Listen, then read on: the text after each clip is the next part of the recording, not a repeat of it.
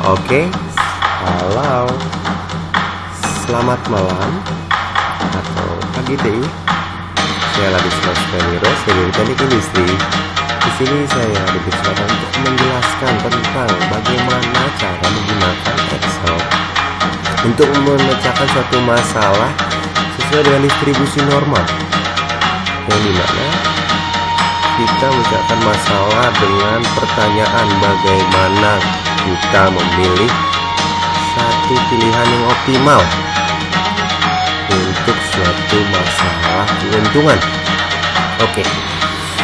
Sekarang di sini saya memiliki contoh soal, yaitu suatu perusahaan yang memaksimalkan keuntungan ya. Suatu perusahaan tuh sebuah keuntungan tuh tidak mungkin optimal ya, pasti maksimal ya. Dia yang ingin mencari keuntungan yang sebesar-besarnya. Ya itu udah paling normal lah ya. Keuntungan sebesar-besarnya dengan berapa sih buku yang dapat ia cetak agar mencapai keuntungan yang maksimal. Oke, ini saya akan memberitahu apa saja sih yang diketahui dari soal tersebut.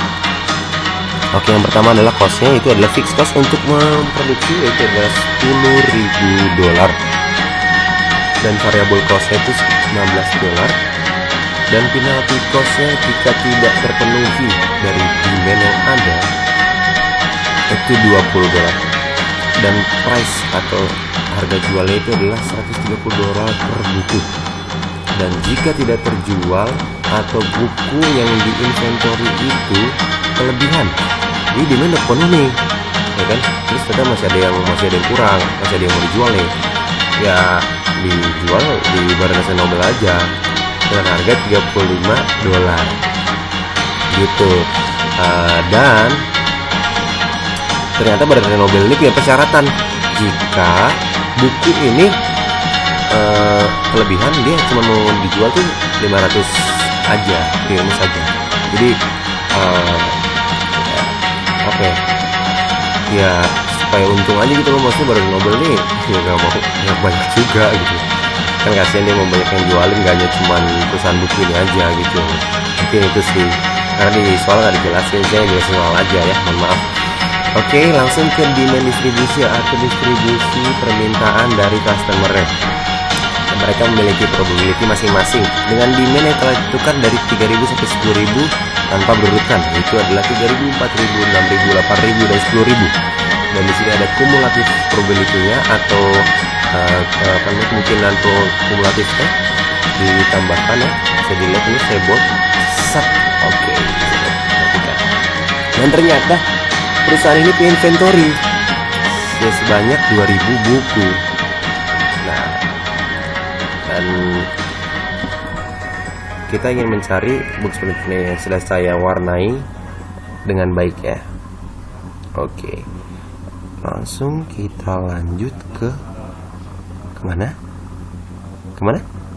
Benar sekali, simulasi ya.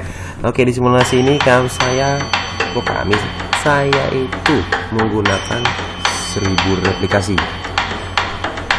dengan berdasarkan probability dan demand yang telah ditentukan seperti itu. Oke, bagaimana bisa di replikasi nomor 1 itu 3.000? Jadi kenapa ini udah jadi ya, saya ingin menjelaskan bahwa saya sudah mengerjakan ini sebelumnya, dan saya ingin menerangkan kepada Anda semua itu sebagai penonton setia di sini gitu. Oke, jadi bagaimana saya menunjukkan di mana ini dengan rumus di Excel ya. Itu adalah VLOOKUP. Bisa dilihat fungsi VLOOKUP ini di YouTube ya. Di YouTube ini VLOOKUP itu sebenarnya fungsinya kayak untuk melihat ke atas ya, yang namanya juga lookup ya. Tapi VLOOKUP ini untuk melihat ke atas bagaimana data-data yang di atas tersebut. Ini bisa kita lihat nanti berikutnya. Ini ada lookup value, kita menggunakan randomisasi atau RAND tanda tutup. Kenapa di kurung buka kurung tutup? Karena memang ini adalah satu sistem yang untuk merangkul semuanya, kurang lebih seperti ini. Lalu ada table array itu jadi acuan kita yang kita mau lookupin gitu. Itu adalah dua table ini. Kenapa kumulatif probability? Karena itu jumlahnya untuk agar dapatkan kumulatif atau 0 sampai 1 seperti itu, karena probability 0 sampai 1 kan. Ini terus habis itu kolom index number. Kolom index number jelas kita mengacu pada tabel ini, atau kita isi adalah demand, maka kita memilih kolom kedua karena kolom kedua itu adalah demand. Kita isi 2. Oke, baru kita enter. Nah, ini 3000, untung sekali ini bisa 3000. Coba saya klik di sini, kita enter lagi, tidak 3000, betul.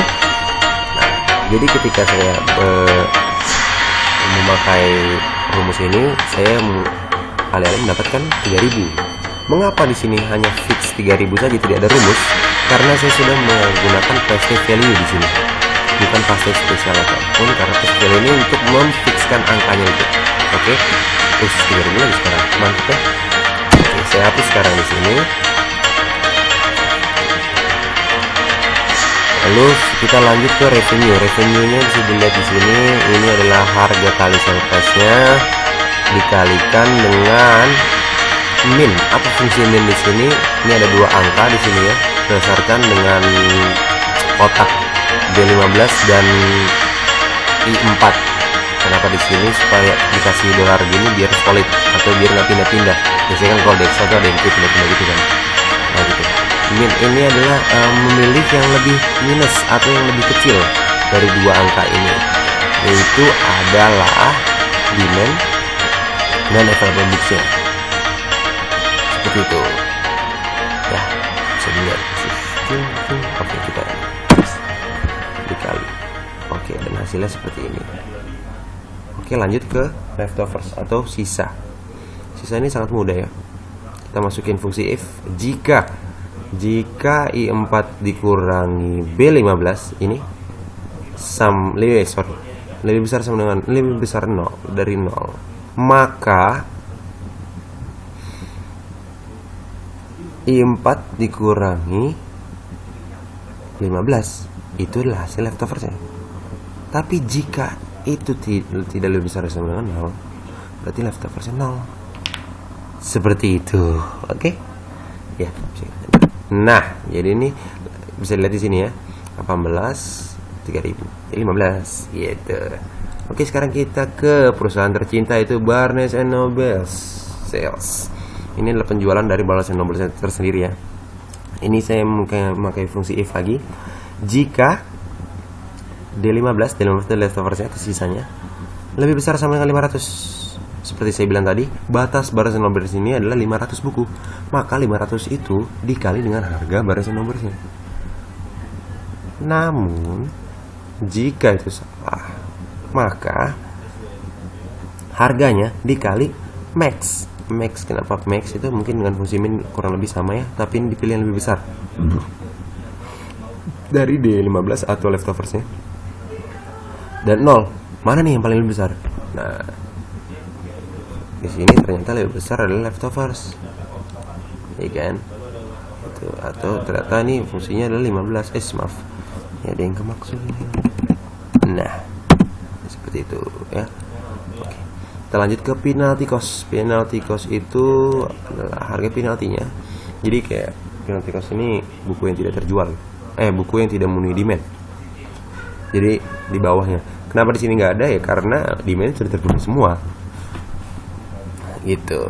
Dan dikali minus dari 2 angka, yaitu adalah available books dikurang demand. Seperti saya bilang tadi, jika ada yang lebih kecil, itu dipilihnya 0. Yang lebih kecil. Seperti itu. Kenapa di sini nggak ada? Karena yang lebih kecil 0, jadi ini dikali 0 gitu.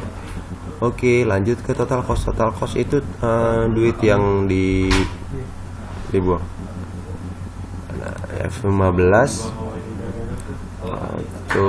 itu F15 ya, penalty cost ditambah dengan B4 itu production cost ya, jelas fixed cost dan variable cost dan blueprint ini tadi ya, bisa kita lihat rumusnya. Nah, ini kalau rumusnya. Oke, ini dikali sama E3 gitu.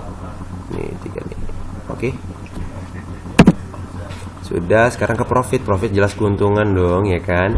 Berarti adalah revenue ditambah Barnes & Noble dikurang sama total cost-nya, seperti itu. Oke.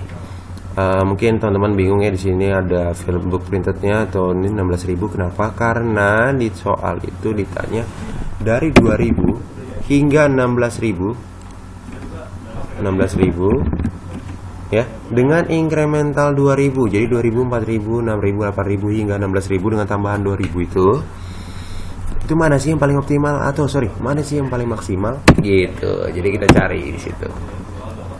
Oke, ini nih. Ini 16.000 nya seperti itu. Jadi saya sudah masukin data sebelumnya. Oke, lanjut ke average profit. Itu adalah jelas dari semua profit ini mana nilai tengahnya, dan hasilnya seperti ini. Dan standar deviasi dari semua profit ini, standar deviasinya berapa sih untuk melencengnya? Ternyata 300.000. Dan maksimum profit dari semua profit ini jelas nyata itu, dan minimum profitnya juga.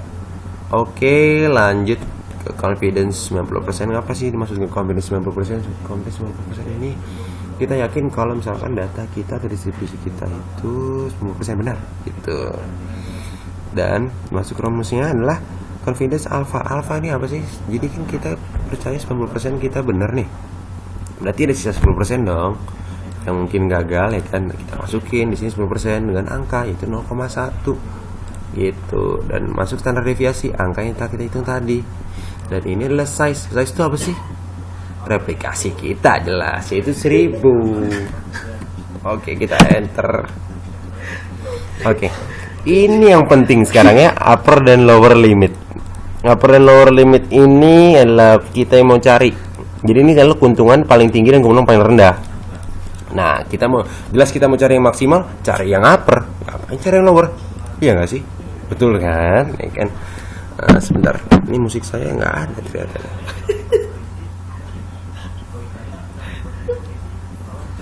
Ini saya mantap lah. Oke, sekarang masuk ke book printed yang kita ganti-ganti. Oke, kita mulai dari buku yang saya print itu 2000, karena incremental mulai dari itu. Nah, bisa lihat kan, di sini terganti-ganti upper dan lower limitnya. Nah, kita ganti juga 4000. Oke, nah ganti lagi kan, 6000 sekarang. Ganti lagi sekarang 8.000. Oke, ini 4.000, sekarang 10.000, 10.000 dan seterusnya. 1.000, 14.000, dan terakhir 16.000. Oke, sudah terjadi pergantian tiap tahun, tiap angkanya. Dan bisa lihat dari angka ini, setelah saya manfaatkan ini ya, angkanya bisa kita lihat di histogram kita. Wow, mantap sekali, betul sudah terjadi. Karena saya sudah masukin angka, maaf ya, ini nolnya agak sedikit salah ya, saya masukin juga. Aduh, apa, sebagai acuan aja. Bisa lihat kan tadi angka-angka yang berubah tadi saya masukkan ke sini. Karena pertanyaan soal mana sih buku yang bakal saya print, sebanyak apa sih untuk mencapai keuntungan paling maksimal, bukan optimal. Perusahaan mencari maksimal, bukan optimal. Kalau optimal itu yang terbaik, bukan yang terbaik. Ya seperti itulah perusahaan kan. Oke. Dan ternyata di sini sesuai dengan histogram, ini adalah decision kelima. Bisa dilihat ya, decision kelima itu adalah 8.000. Nah, 8.000 upper limitnya paling tinggi, ya kan? Jadi kesimpulan di sini adalah perusahaan buku ini sebaiknya atau disarankan, sangat disarankan untuk memprint atau mencetak buku sebanyak 8.000 buah untuk mencapai keuntungan yang maksimal. Oke, mungkin itu kesimpulan dari saya. Semoga bermanfaat dari contoh Excel ini, mencari distribusi dari bisnis minimal untuk mencari keuntungan yang maksimum. Oke, terima kasih atas perhatian Anda semua, penonton setia. Sampai bertemu di lain video. Oke, selamat malam.